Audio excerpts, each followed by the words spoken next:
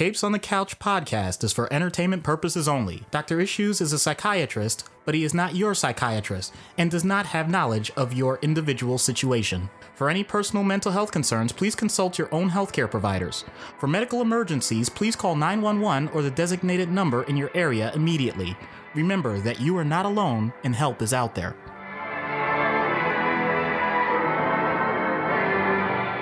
Hello and welcome to Capes on the Couch, where comics get counseling. I'm Anthony Sitko. And I'm Dr. Issues. This is issue number 80, LAURA KINNEY, aka X23, as selected by our president-level patron, Ruby.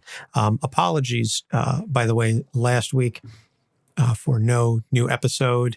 So what happened, right?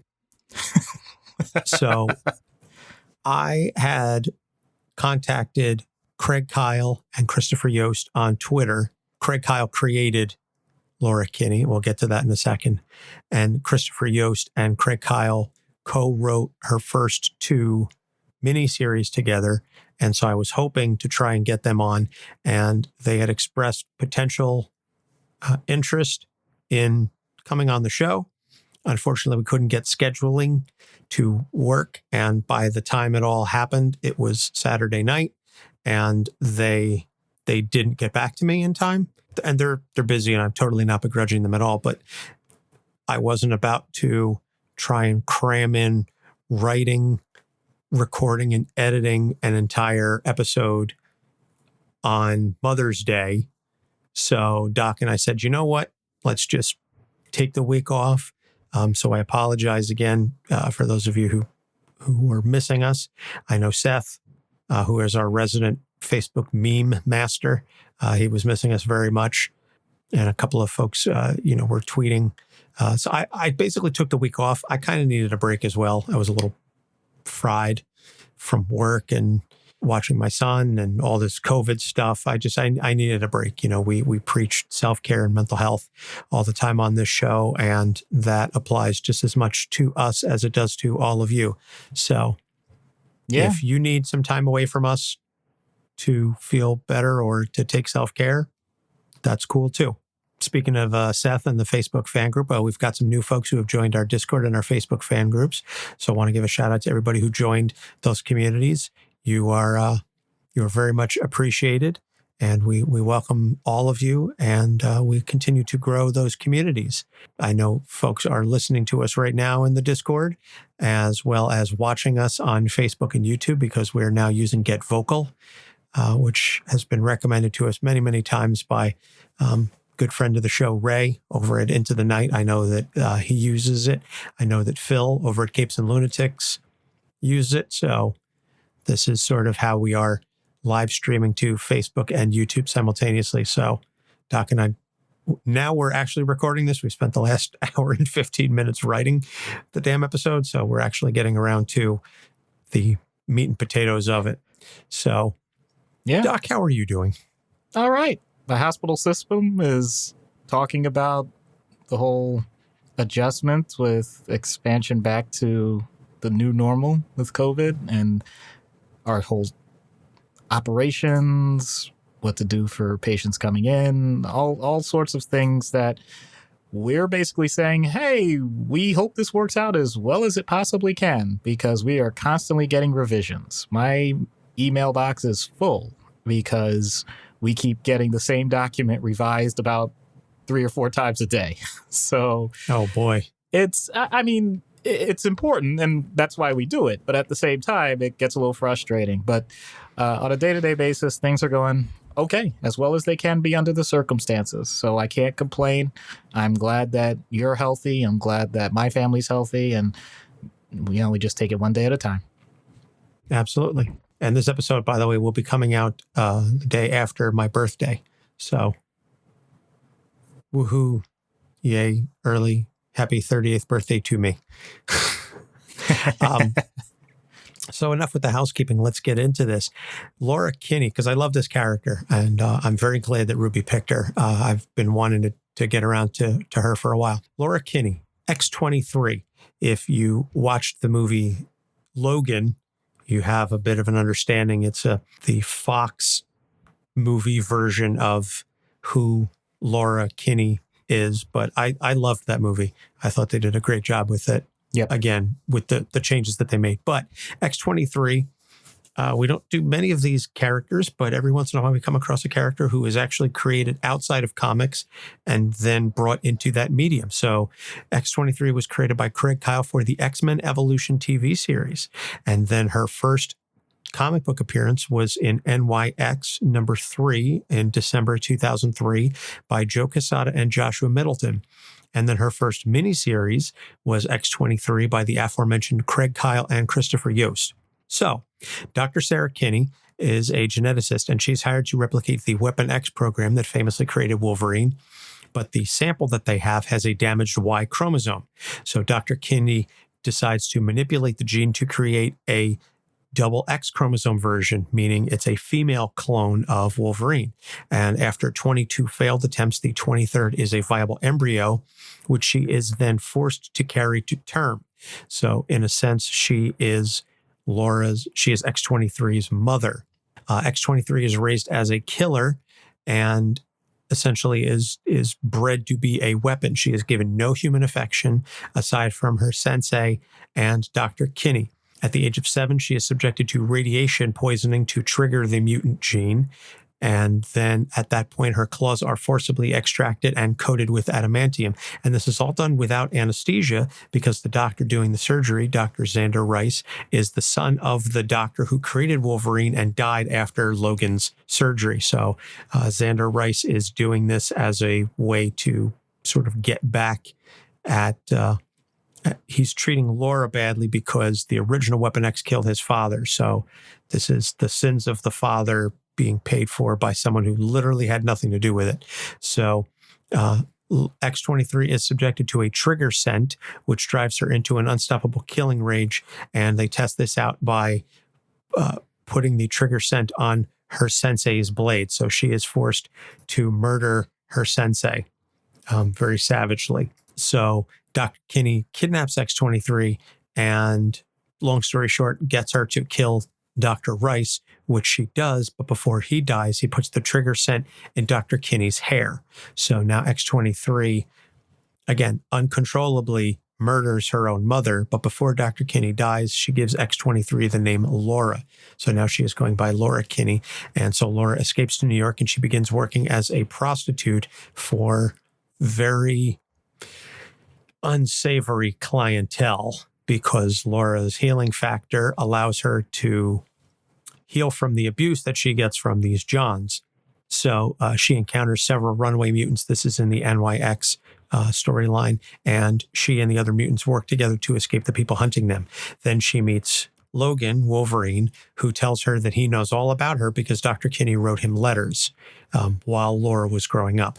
So Laura joins the Xavier Institute to work with other mutants, learn how to be a human, as well as become a little closer to Logan. So then Cyclops asks her to join a very lethal X-Force team, but Cyclops doesn't run this by Logan because, say it with me, Scott is a dick. It's a dick. Yep. And this puts Scott at odds with Logan because Logan wants her to be a kid and make her own choices. He wants her to have the life that he never really had the opportunity to have. So then she starts working with the time-displaced original X-Men. Not going to get into that. Why? Because comics. Buy the t-shirt.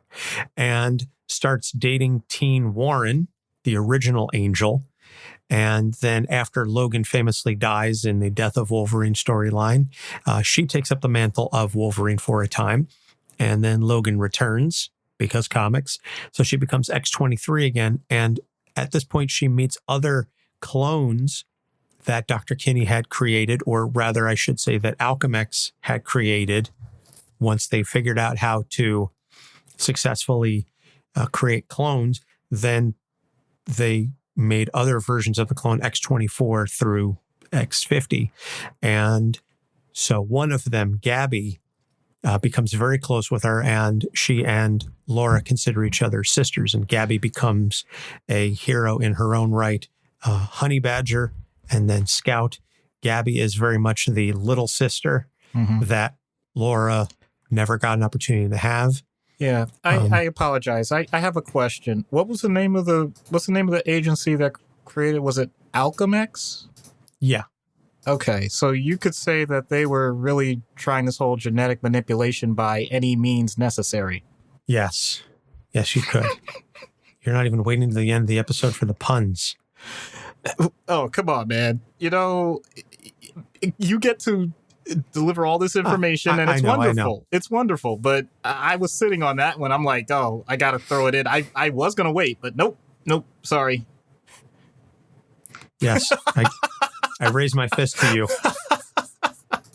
If you're watching on the live stream, you can see me raise my fist. Yeah. There's a lot more stuff that happens with Laura and X-23, but again, in the sake of time and not trying to go into a full deep dive on the background, we'll just delve into the issues. So the first thing that I want to talk about, and one of the things that certainly most defines Laura, is she's had no childhood whatsoever. So, I mean, there's arrested development, there's trauma. She wasn't raised, she was bred. She was denied any affection, any contact outside of whatever was needed to make her an effective assassin, a weapon that could be controlled. That's very, very hard to put that on a kid. And then again, at the age of 7, she is subjected to this horrifying surgery with no anesthesia. It's terrible. Xander Rice is a sadist and an absolute monster, and he is responsible for turning her into a killing machine. So, Doc, I know we've covered one or two characters that didn't have much in the way of childhood, didn't really get an opportunity to do a whole lot.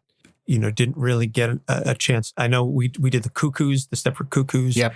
As teenagers, they, you know, as clones of Emma Frost. Yep. That was a whole thing. In one of our thematic episodes, it wasn't dedicated purely to her, but with Hit Girl. Yes. The way she was raised. Yeah. Absolutely. So talk a little bit about what some of the things are that Laura's had to deal with throughout her young life. Because at this point now, like currently in the comics, I would say she's late teens. Yeah. Say maybe like 19-ish. Mm-hmm. Well, the bottom line is you don't have a say as to where you're born, how you're born. I know I've called it the genetic lottery. In this case, though, the genetic lottery was rigged. So even though she didn't have a say, everyone else sure did. And they had their intentions as to what they wanted from her life. So children don't have agency. They're not able to make those choices, and they rely on responsible adults to make them for them until they get to an age where they could start to at least have some input. Even if it's still an age where they're not going to have the final decision, at least they can have the sense that they're being heard. They have a sense that they're a part of the conversation. Laura never got that. So there's a couple of ways that can go.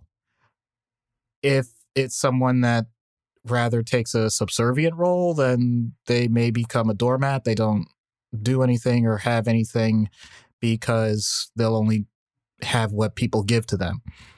But it's very clear, and for obvious reasons with the genetic background with her father, quote unquote father, then she's going to be a fighter. And in that sense, she's not going to be a doormat, but at the same time, it also means that she can be molded and unfortunately do exactly what they want. She's a killing machine. And it's not her fault, but it is her problem. So she doesn't have the opportunity to process any of the things that we would expect children to process. When you make a mistake, and everyone knows this classic trope, if you see a kid and they're putting their hand near the stove, you don't let them burn their hand off. But if they get near the flame and they pull it back, as the natural reflex biologically we have does, you give the feedback and say, see, that's hot. Don't do that again. And the child hopefully will learn quickly without having to have that experience again, maybe once more, but hopefully not more than that. They won't do that again. But in this case, to make the analogy even worse, this is someone saying, okay, Laura, you know that thing is hot, And it can really hurt you, but it can hurt others. So let's figure out a way to make sure that you put as much people on that flame as possible.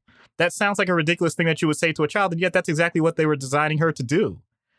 They were trying to make sure that the things that we consider to be safe or things that we consider to be appropriate didn't apply to her. And part of that was something that is absolutely ridiculous. I don't care who you are. If you have certain abilities and things, you don't just automatically expose them to radiation. That's the dumbest. Sorry. I'm not going to get off on that tangent too much. But the point being, they were exposing her to a lot of things that most people would consider for a young child to be negative, and never once considered the idea that even if you were trying to make this person into an assassin, that you might want to put in some of the backstops so that as the person gets older and has to deal with adult conversations or other situations that most children gradually get exposed to, that they're just, she's just thrown it all at once. That's not going to go well in the long run, because your parents are the ones that usually, along with teachers and other responsible adults, know how to meter this out, as opposed to just saying, okay, we're going to give you nothing and you're going to be exposed to everything. That sounds like a recipe for disaster. So this is a child that thankfully has enough of what Angela Duckworth, who's a famous studier of this, calls grit, meaning that she has certain characteristics that allow her resilience in the face of adversity, and so she's able to survive it. But there's a difference between surviving and thriving. She has one major skill, and I'm not going to use that line because I think Wolverine has used it way too many times. I'm just going to say she's quite good at what she does, and what she does is unpleasant. Sorry, I just had to end on that. Well said. I was wondering if there was any way that that was going to get brought up. I know it was referenced in the NYX miniseries, the NYX series where she was debuted. The John, like literally her first introduction in comics is her, wrapped in the bed sheet, and the John is leaving the bed, and you can see all the scars and lines on his back, and he says, "You're the best at what you do," or something like that. And it's like that little reference to the, I'm the best at what I do, and what I do isn't very nice. So I was wondering if you were going to find some way to work that in there. Yeah. So kudos on you for doing that.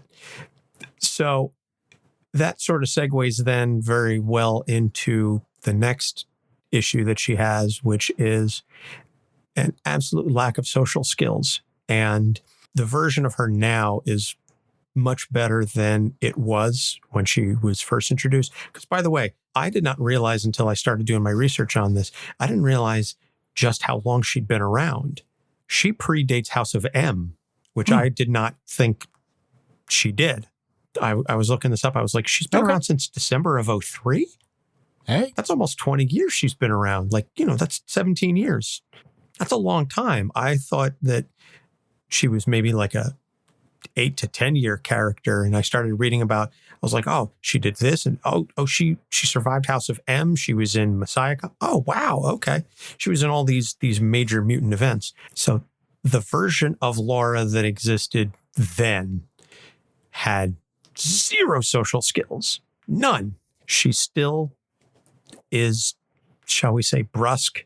She's, I guess, utilitarian as a conversationalist. It's, what do I need out of this conversation? What is this going to do for me? How can I use this information? So there's not a lot of small talk. There's not a lot of banter. And I think that ties in to obviously the lack of childhood. But I'm curious though, and you can talk about this a little bit. You were just mentioning everything that she was put through to raise her as an assassin.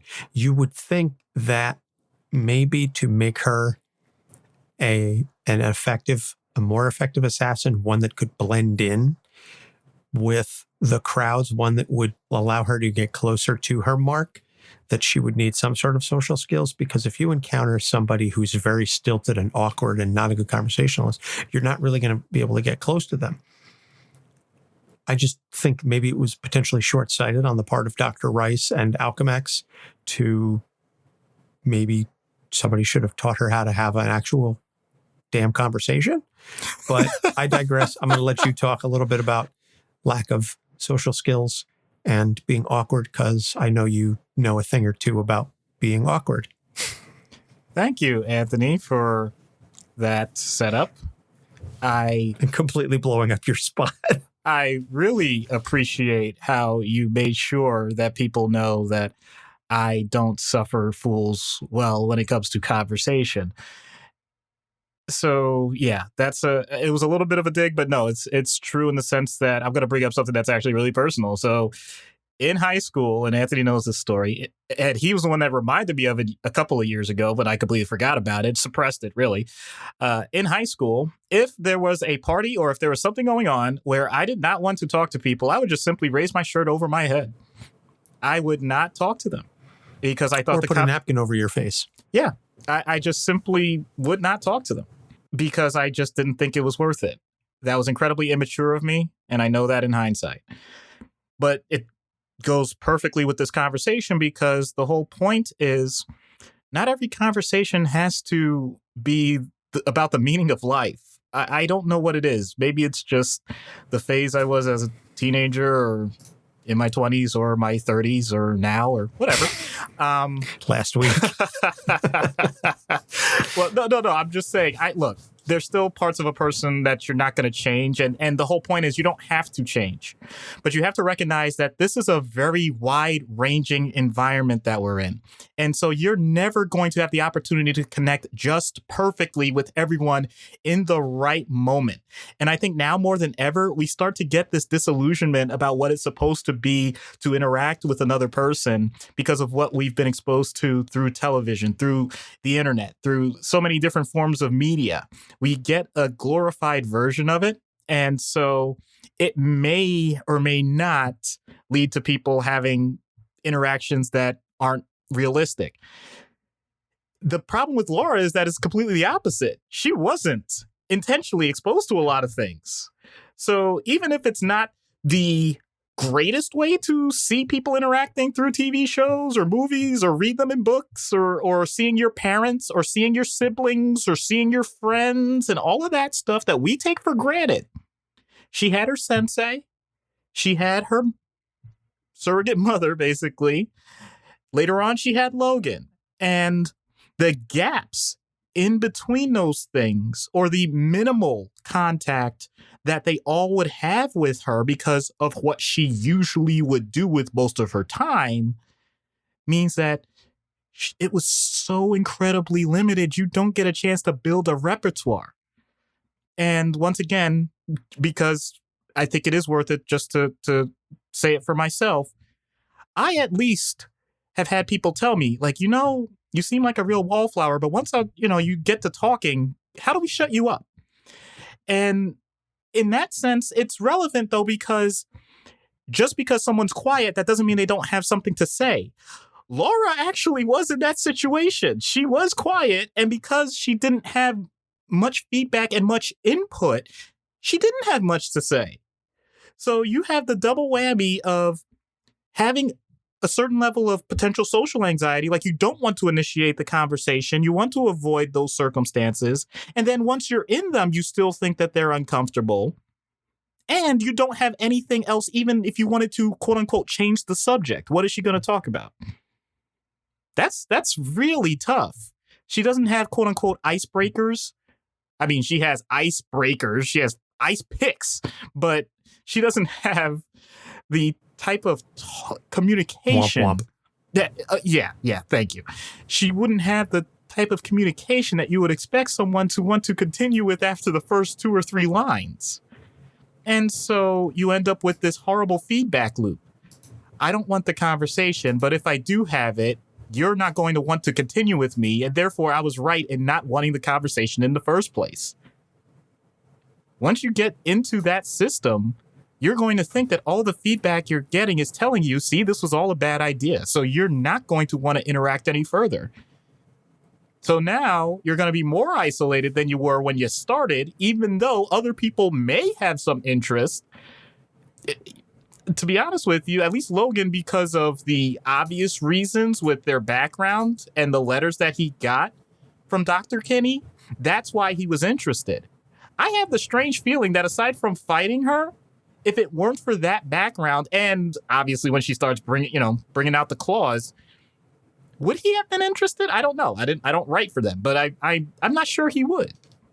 So I'm not sure if she didn't get over that part and didn't have someone on the X-Men interested in her organically before they knew anything else about her, I'm not sure how far it goes.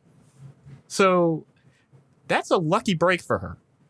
Otherwise, we could be talking about this, incel 23 that just thinks that the world is completely pointless except for the next target to kill. I think you just came up with an awesome what if for Marvel. What if none of the X-Men had ever heard of Laura before she, showed up at the Institute or what have you? It's a fascinating idea. I also like your comment about just because she's quiet doesn't mean she doesn't have anything to say, or the notion that if folks are quiet, that they don't have anything to say, or the idea of wallflowers in general. As an extrovert myself, I've always sort of done my best to try and help introverts. I have a lot of friends who are introverts. Really? And yeah, I know, shocking.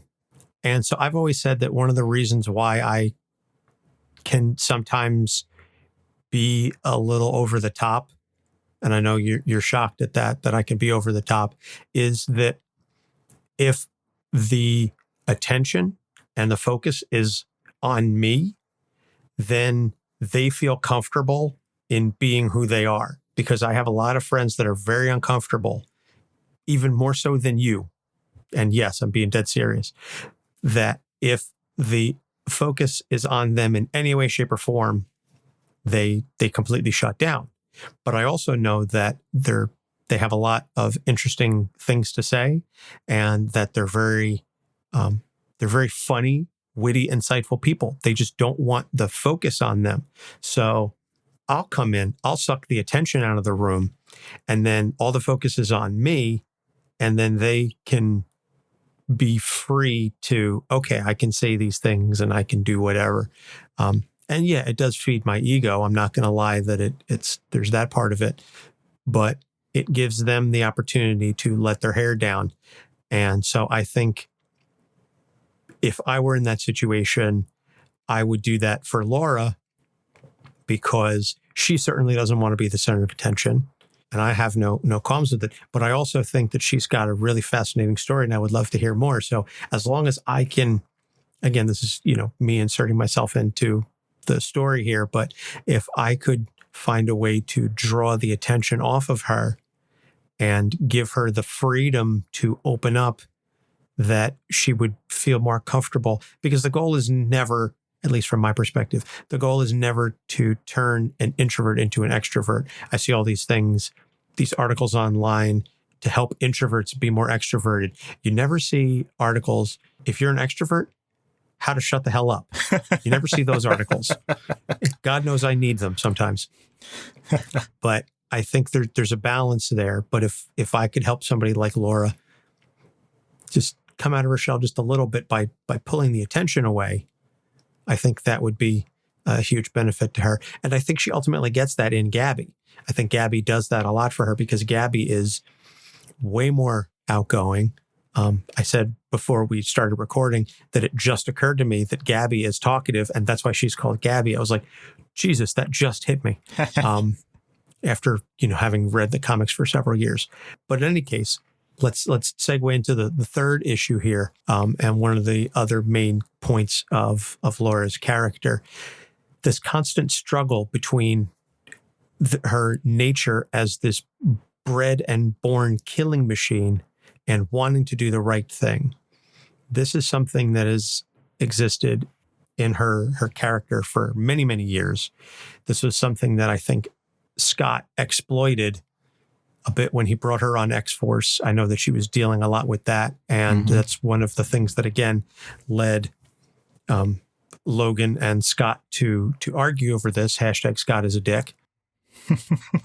And it's something that we see throughout her successive series, whether it's the all-new Wolverine or just one of the many X-23 titled series.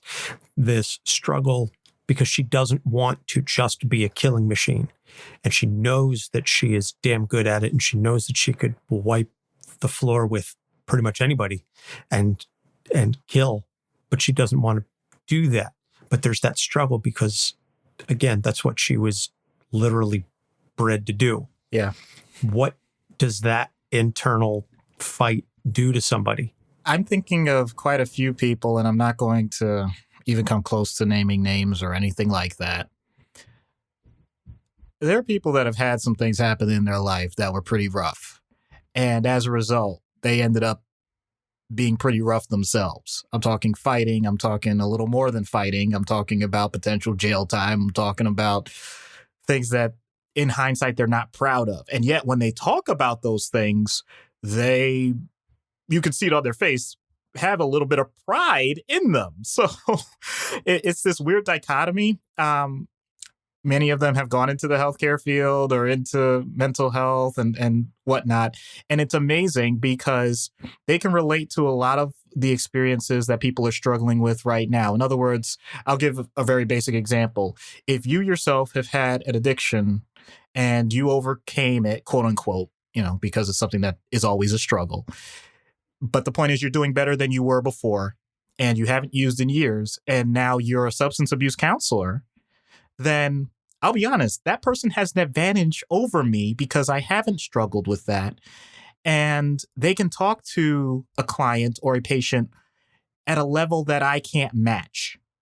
As a matter of fact, I'm going to give one brief anecdote of a person, once again, not naming any names, where I wasn't able to connect with that patient and they were very upset, very angry in the emergency room, all of that stuff. And one of our peer counselors, within a matter of, I'd say, 3 to 4 minutes, had that person so grateful, appreciative of what everyone was trying to do. And all of it was because he remembered that they met in jail. Just that. I'm like, well, I'm sorry, I didn't go to school for that. I can't possibly prepare for that. I can't train for that. And wow, the point of it wasn't that he was trying to say that he was this tough guy that, or tough girl that went through all of this and they were trading war stories. Nothing like that. It wasn't that at all. It was simply the idea that I know that life can put us in some really horrible circumstances and you do desperate things. And it's okay. There's a different way to go about things. It doesn't even have to change the narrative of what's happened before. So with Laura, this was from the start. This wasn't even a matter of saying that she was put in quote unquote adverse situations. She was put in situations she was expected to be in and still excelled. And it's the rest of society that points out after the fact, by the way, this is all wrong. This is horrifying. And so from that standpoint, she has to learn from other people. It would be the equivalent of someone basically going to jail after not recognizing that, dealing cocaine to hundreds of people and getting them addicted was a bad thing. It's all they knew. They were making good money. They were feeding their family. Why wouldn't you want to feed your family? So in other words, you can justify just about any action in life. That doesn't necessarily mean that it's the proper thing to do. And so Laura still having these murderous skills is quote unquote useful in a way, and her fighting is still very useful, no question about it. Otherwise we wouldn't have comics. Let's be honest, we wouldn't read them if it didn't have some aspect of that. But that doesn't mean it has to be the only thing, and that doesn't mean that you can't take that and use it in a way that can be much more of a positive than a negative, provided that you're in the right circumstance and you continue to place yourself in the right circumstance. Now she has the type of agency that she can do that. She wasn't used to it before. She was much more used to the idea of people just simply saying, do this. Even the people that she considers a positive. Sensei says, this is how I attack someone. This is how I attack them. Dr. Kinney says I'm supposed to go out and get rice. All right, I'm going to go get rice. Oh, wait, now I have to make decisions as to what team I want to be on? I mean, I can actually say no? I can actually do these things? Wait a minute. And you're telling me that there's another side to society that says that you don't have to end all of these with people dying? Really? That's something that we take for granted, honestly, in a very free society. I'm talking about you and me, Anthony, and I'm sure I'm talking to most of our listeners. We take this stuff for granted in our society, that the things we're doing on a daily basis are meant to be beneficial and are not going to be harmful to others. Well, what if the only thing that you knew that was that your parents made all of their money through things like, as you already mentioned, stuff like prostitution, violence, drugs, all of that, but that's all they knew? That's not fair. That's not something that you would expect someone to have to deal with. And yet, how many people live in war zones? How many people live in, I'm not even talking about the US version of poverty. I'm talking about literally have no food for days at a time. And those people, if you talk to them about some of the things we talk about, it's a different language. It's not something that you can fathom if you haven't experienced it. And so from that standpoint, Laura has to have someone intervene. It's not just whether or not she wants to improve. That's nice. That's all well and good. But if you're in a situation where no one's going to give you alternatives, then you're going to fall back on what you know. And if all they're going to do, if Scott is just going to say, you know what, you're good at it, go ahead and just get it done. Okay, then she will.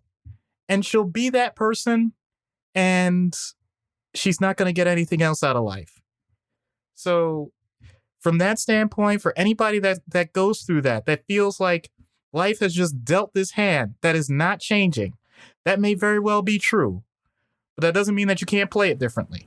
Very powerful stuff. And I really hadn't contemplated that notion that, you were referencing the folks who have grown up in incredibly difficult circumstances and don't know any better, that they're doing what they have to, literally what they have to survive. We talk so many times on the show about thriving versus surviving. This is survival at its basest level, that there are millions of people across the world who are doing the bare minimum to survive. I recall the last Mental Health Avengers episode, Anna from Freudian Sips brought up Maslow's hierarchy of needs. These are people who are at the base of the pyramid. That's all they're focused on. They're not considering anything above that. They're at the base of the pyramid. What do I need to do to live to see another day? And that's where Laura was for a very long time. And that's where so many people are to this day. And it's an incredible source of privilege for us to be able to talk about it in this way, because you and I have never experienced that level of base survival, where that is your only thought, that is your only consideration. And it saddens me in a way to think that so many of those folks will never get to even contemplate anything above that. That they'll never go beyond that, from circumstances, through any number of things that happen to them. And that's one of the reasons why I think that, at least in the US, that the quote unquote criminal justice system needs a drastic overhaul, because so much of it is focused on being punitive, and there's very little look at what led to this person making this choice. And I'm not saying that everybody in jail should be given a therapist and released, but the notion that so many folks are driven to these things out of desperation, that those are the sorts of things that we need to that we really need to look at. But I mean, that's a topic for a whole other show. That could be a mental health Avengers thing in and of itself. So I'm not going to belabor the point too much. But what I will say is that we're going to take a short break. We'll plug some shows, and then we come back, we will get into treatment. So stay tuned. We'll be right back. Do you or someone you know struggle through life with anxiety-related mental disorders? Ever get that feeling that you are one of the few? I'm here to tell you that you are not alone. Take a journey with me as I talk about key points in my past and how they may have led to me being diagnosed with anxiety and panic disorder. After which, we will talk about different ways to tone down the anxiety and maybe even beat it together on anxiety. The easiest way to remember the name is by thinking about how one searches for a state of zen in the midst of the anxieties of life. My name is Gerald, and I'm the host of Anxiety.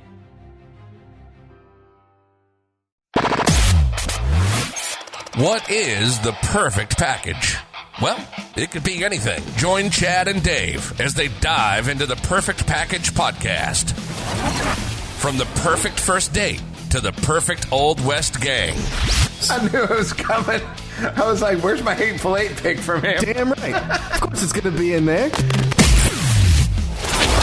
Each episode, Chad and Dave get 5 picks to create the perfect package.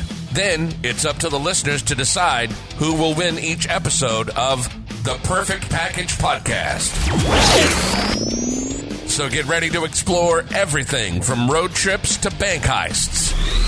All right, I felt like we're on dark. Yeah, because I thought this was a normal heist. We might be breaking into like a hospital to steal our heart right now. The Perfect Package podcast is full of laughs, some healthy competition, and a side of interesting tidbits. Available wherever you get your podcasts. Hi, I'm Saladin Ahmed, and this is Capes on the Couch. And we're back. So treatment in universe. There's a lot to unpack there. I think it's a situation where, again, on the one hand, this is a heroic character, so you are not trying to completely change them. You are trying to get them to be a more effective hero. But at the same time, I think Laura has more trauma than most of the do-gooders that we have covered on this show.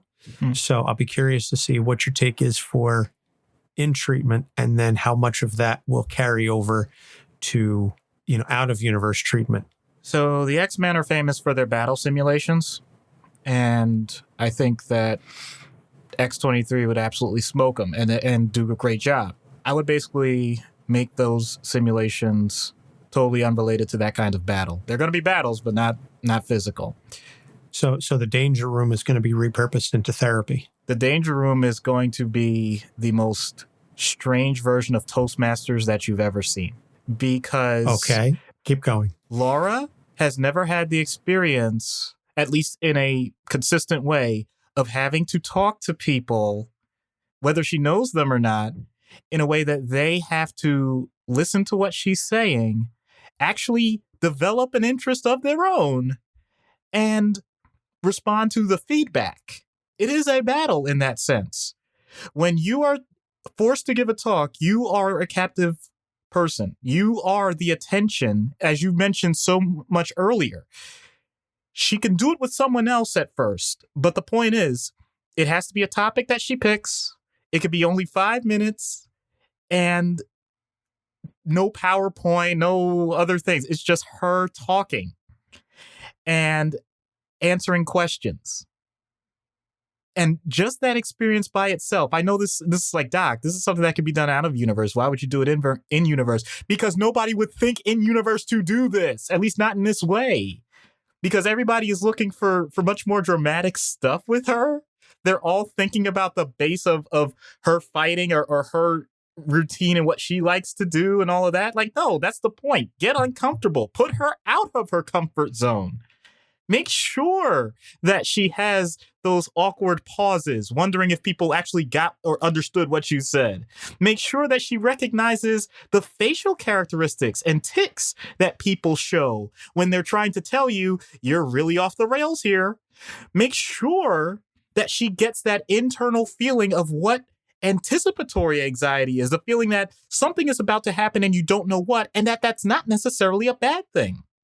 To let what could be considered negatives of having a very deadpan face, or there's other derogatory terms that I'm not going to use for that kind of face, and recognize that some people would call that stoic or sophisticated and use it as an advantage.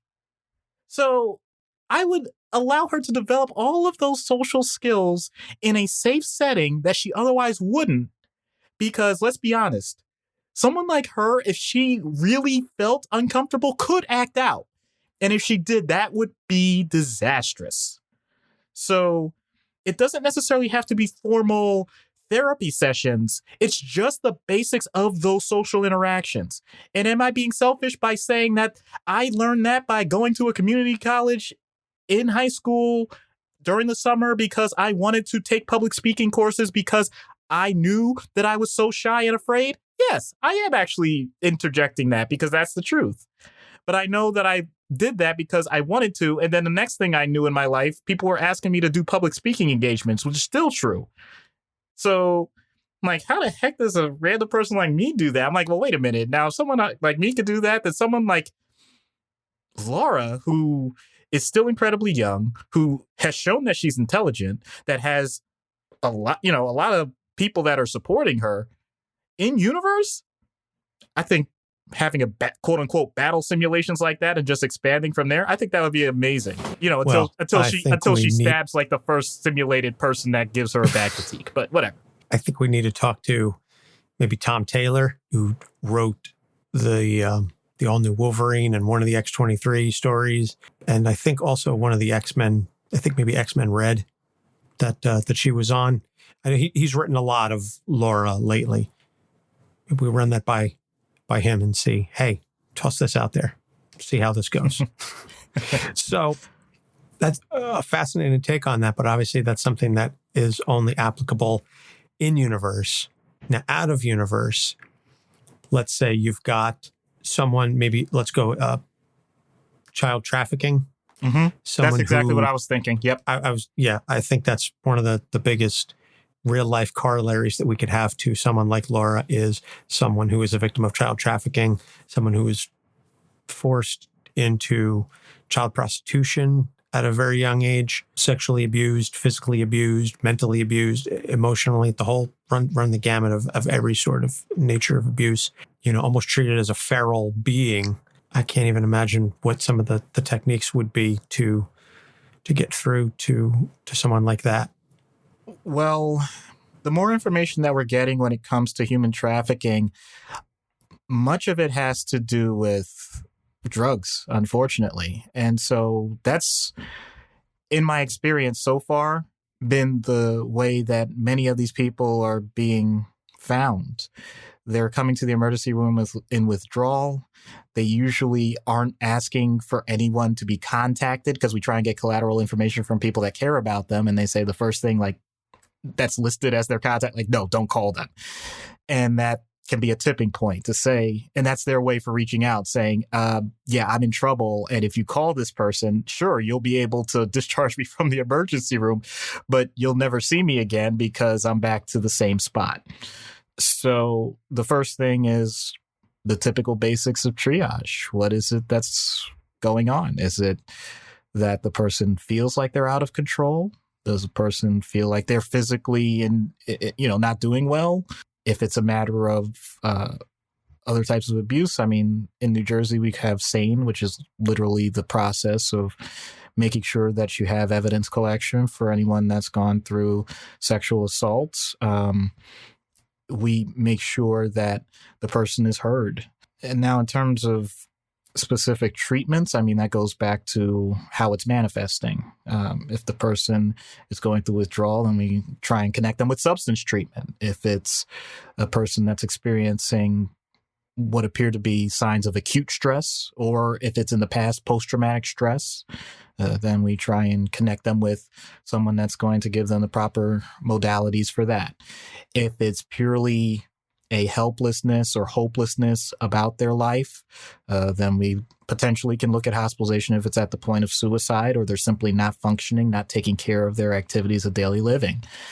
If it's a matter of they're lashing out now and it's a matter of violence. And the reason they were brought in was because they, in theory, may have been protecting themselves, but still, because of the limited information that often comes through, it comes more across as this person is violent and dangerous. Oh no.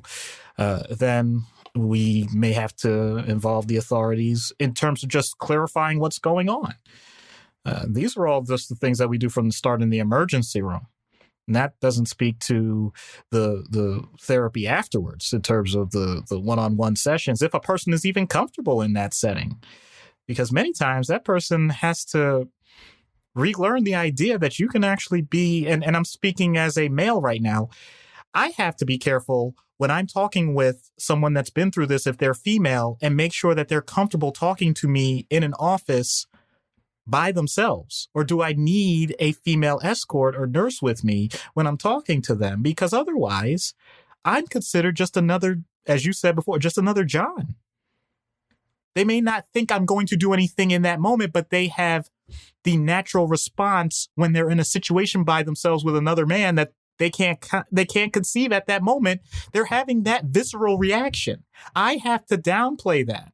And if I don't, then forget about doing therapy. It's basically more like, why am I being put in this awkward situation with this guy that I don't know what his goal is or what any of this is about?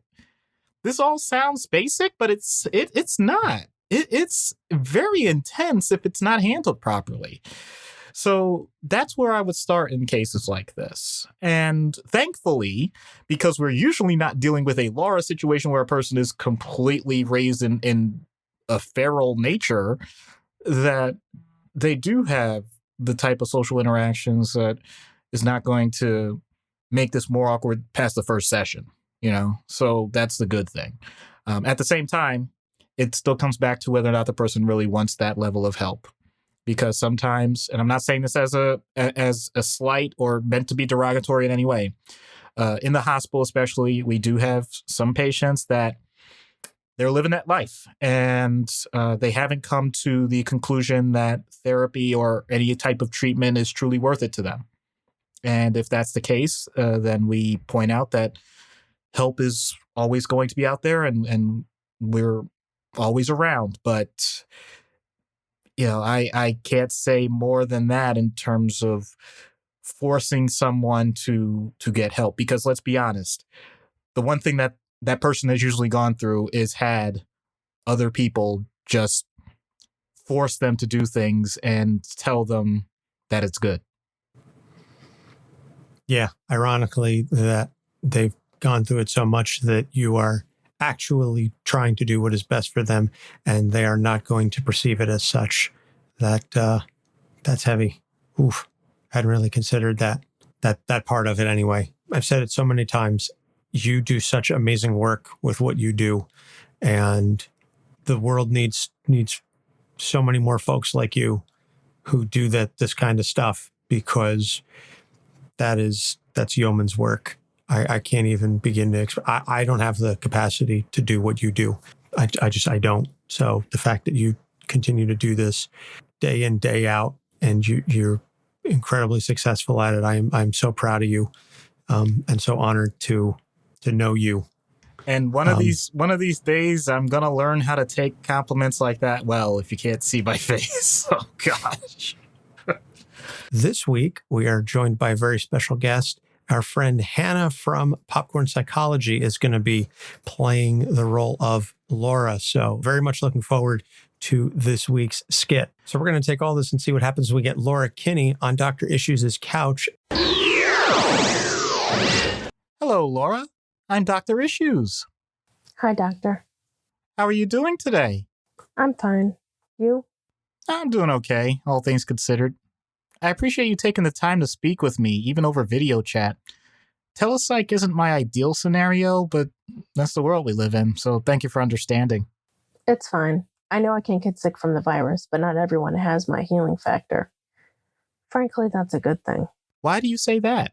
Logan always said if you can't get hurt, it makes you reckless.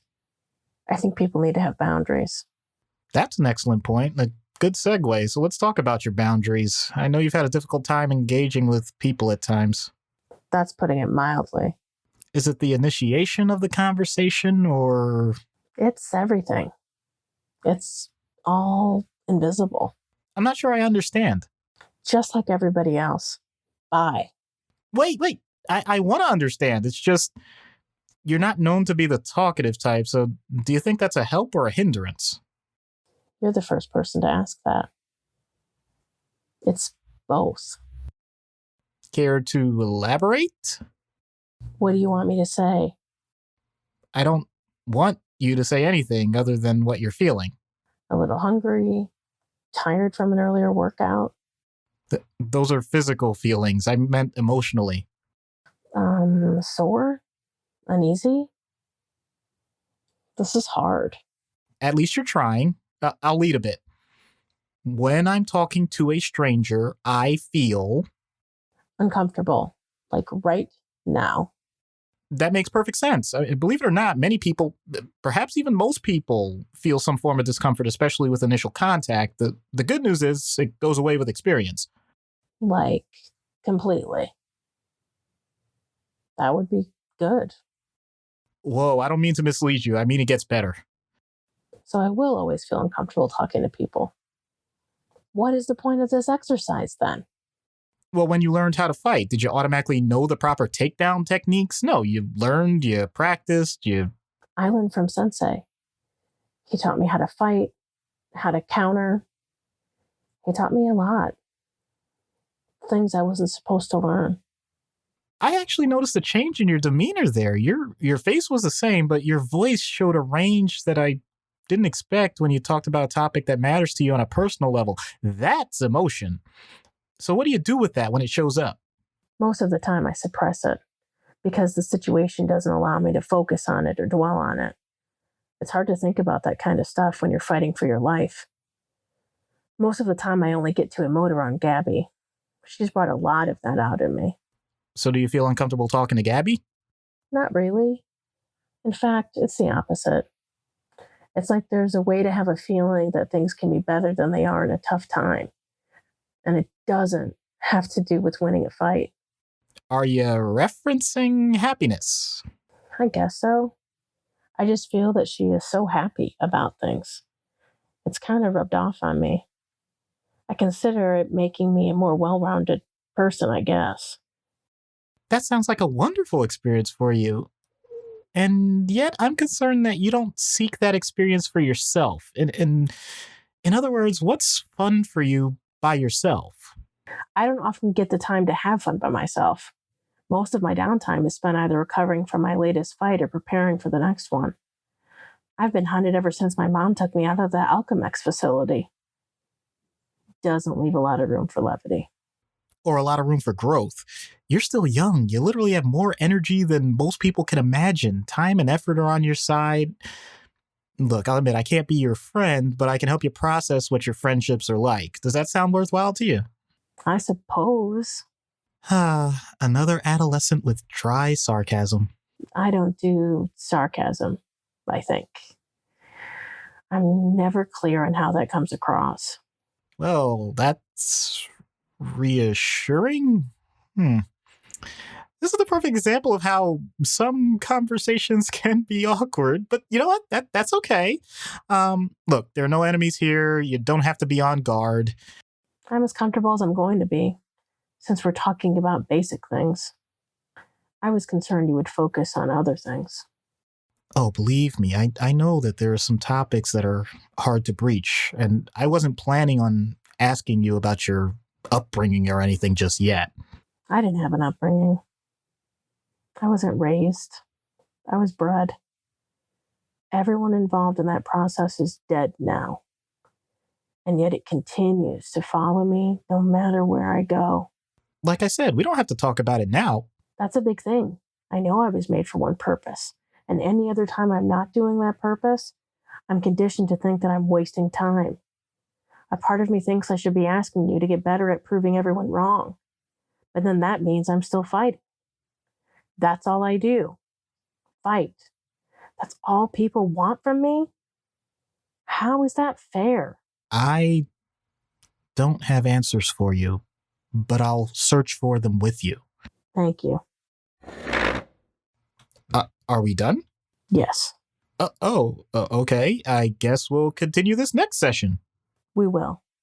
Thank you. Goodbye.